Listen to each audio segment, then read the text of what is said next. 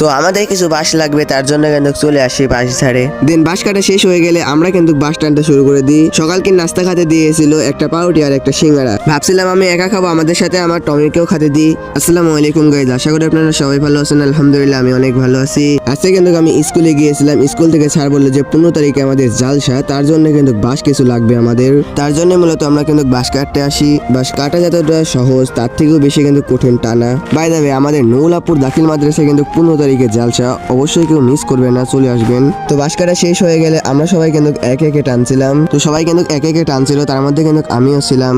আর আমি যেহেতু ভিডিও করছিলাম তার জন্য কিন্তু আমাকে একটা ছোট বাসি দিয়েছিল। এমন জায়গায় বাস কাটেছি কি বলবো ভাই, প্রচুর বালু এই জায়গাটাই। যাই হোক, ওখান থেকে কিন্তু খুব কষ্টের মধ্যে বের হয়ে আসি। তো সবারই কিন্তু ক্ষুধা লাগছিল, তার জন্য কিন্তু স্যার আমাদের জন্য নিয়ে আসছিল একটা করে পাউরুটি আর একটা করে সিঙ্গারা।